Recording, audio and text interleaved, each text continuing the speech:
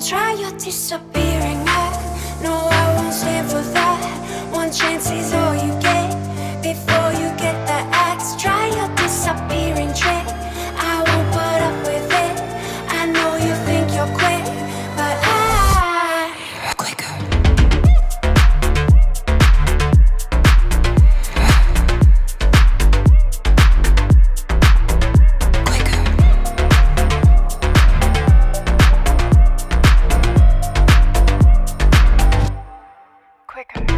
Don't forget, I know your weakness. Don't be so facetious. I'll leave you here in pieces. Welcome to Eagle Vision for Wednesday, February 22nd, 2023. I'm Tiana, and today's top story highlights our basketball teams as they continue to advance in the state playoffs. Both our girls and boys won this past weekend, setting us up for the next round of playoffs in the Delta.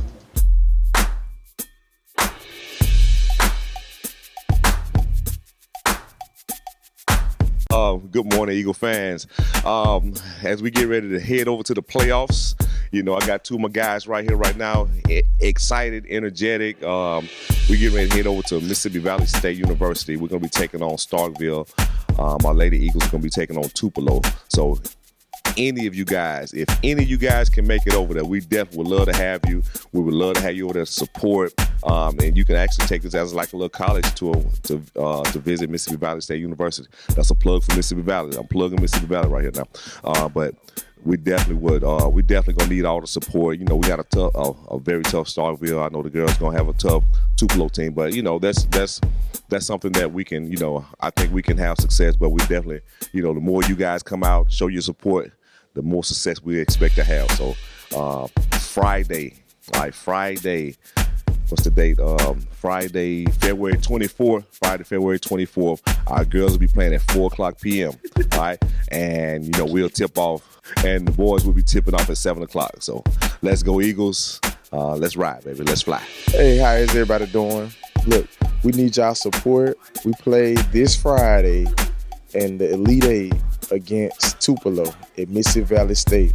Y'all come out and support. The last game we won against the Soda Central, both boys and girls. So we both need you all support for the Elite Eight that's coming up. The boys are playing Starkville and we're playing Tupelo. And those are the top of the food chains in both our sides. And we look to come out victorious. So y'all come out, support. You know how this goes.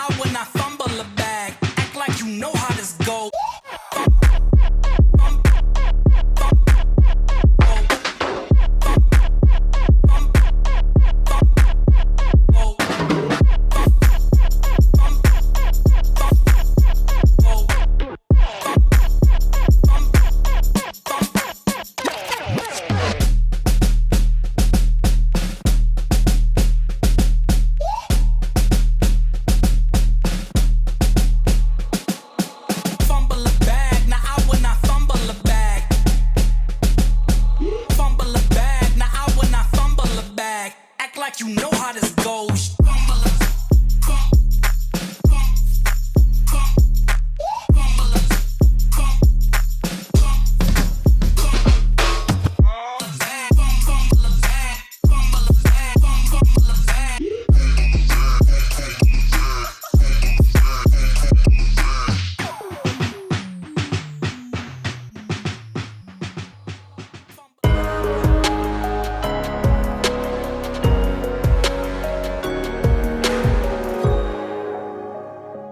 Philip B. Downing was an African-American inventor from Providence, Rhode Island.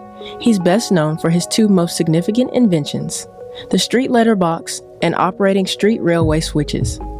Philip had a long career in Boston, Massachusetts as a postal clerk, retiring in 1927 after working for more than 30 years.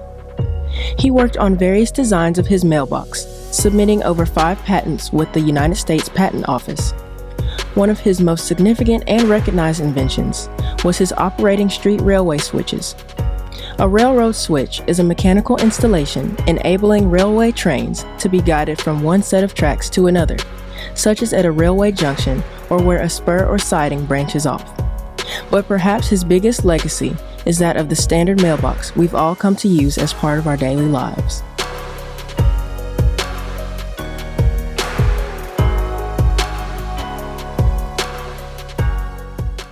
This week's feature vocabulary words are ethereal, evolve, and exploit. Ethereal, extremely delicate and light in a way that seems too perfect for this world. Evolve, develop gradually, especially from a simple to a more complex form. Exploit, make full use and derive benefit from. Use a situation or person in an unfair or selfish way.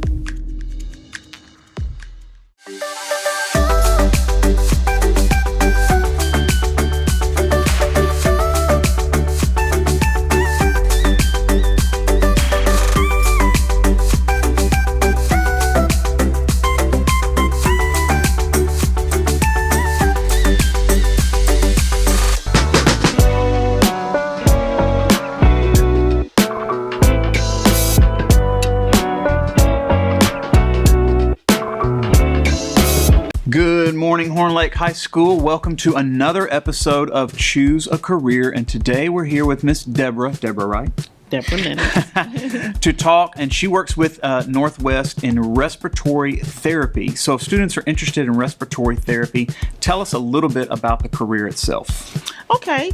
Well, respiratory therapy is one of those exciting professions where you are working with patients who have breathing issues.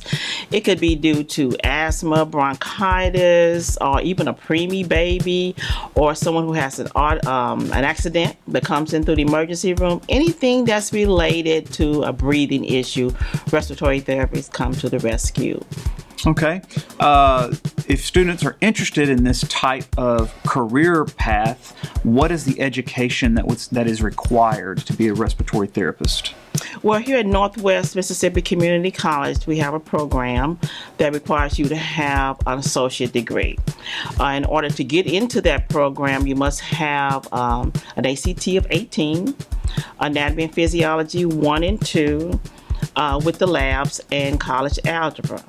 So when you graduate from the program, you have an associate degree and you can sit for a national board test. Okay, so again, students, for those of you who may be confused on that, a regular bachelor's degree would be your typical 4-year degree. Correct. An associate's degree is going to typically take about 2 years. 2 years. 2 years to complete it. And you would get an associate in applied science. Okay, and then you have to take a national boards, which is going to be a test that says you've learned all the skills necessary to actually have a license to do this work. That is correct. And the test is divided up into 2 credentials. One is a CRT, Certified Respiratory Therapist, or an RRT, which is a Registered Respiratory Therapist. So it's a 2-level test. You pass one, you move on to the 2nd level. And that's how you're credentialed. Okay, and for many students, this is a very affordable path because if they've got, they apply for FAFSA, and then they can go through and get various scholarships for Northwest as well.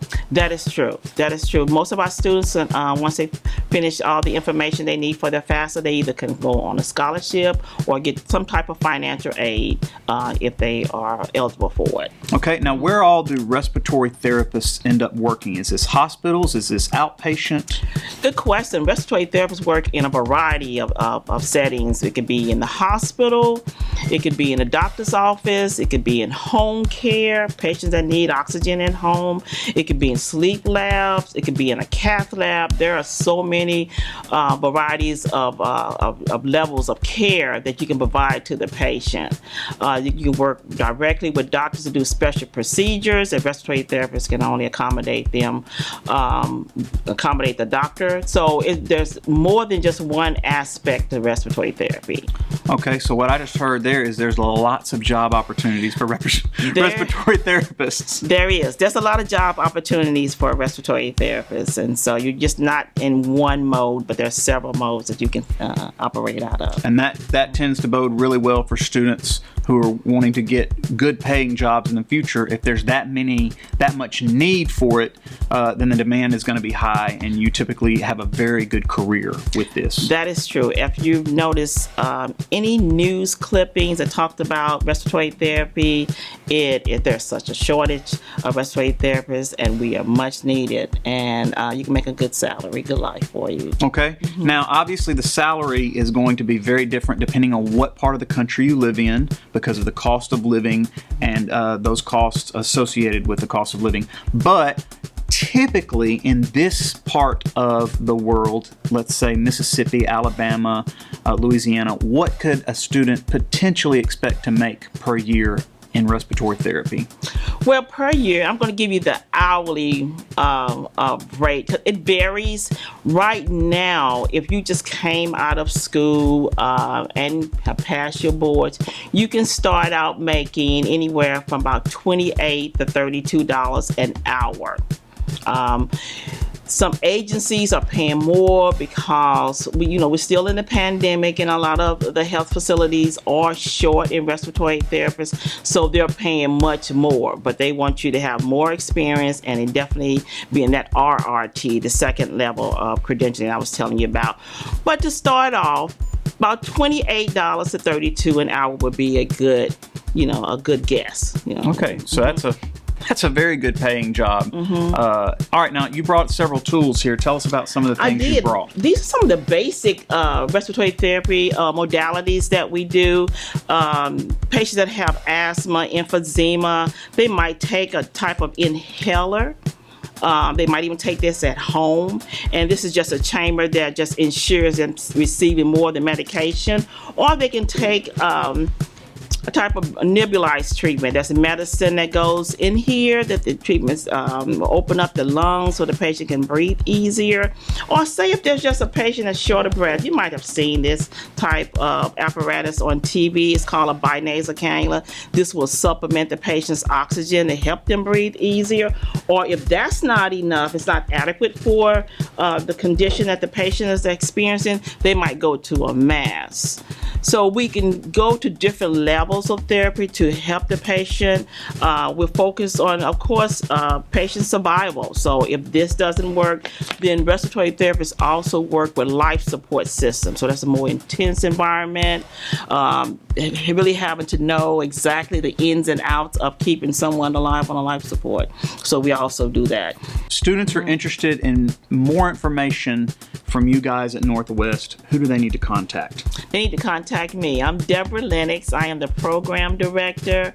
If you go to the school's website, Northwest website, and go under healthcare careers, then our healthcare programs, you can just find respiratory therapy and my name will pop up. You can call me, email me, text me on my cell phone. It's listed. Everything that you need to get in contact with me is available right on the website. Awesome. Well, thank you, Ms. Deborah, for coming and talking to us today. Thank you so much. Thank you.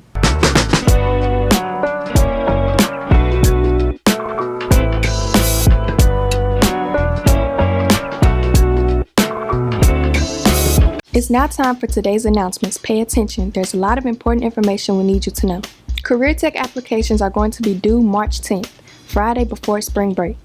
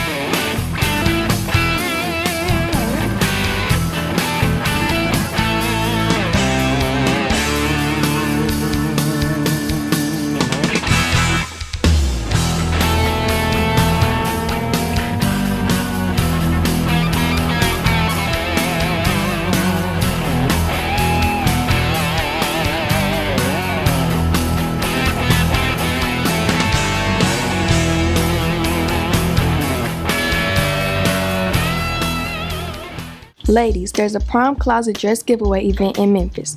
The event will be held this Saturday, March 25th at the Hickory Ridge Town Center on Winchester Road. However, registration is required, so you need to text HPC 901 to 33777 to RSVP. The event is free. Seniors, it's now time to start sending us pictures for the senior video. You can send pictures and videos to our email account, hornlaketv@gmail.com. That's it for today's episode here at Horn Lake. We are better students, always growing and expecting more. Stay tuned for your lunch menus and athletic schedules. We'll see you here tomorrow. Have a fantastic day. Disappearing, no, I won't stand for that. One chance is all you get before you get the axe. Try your disappearing trick. I won't put up with it. I know you think you're quick, but quicker.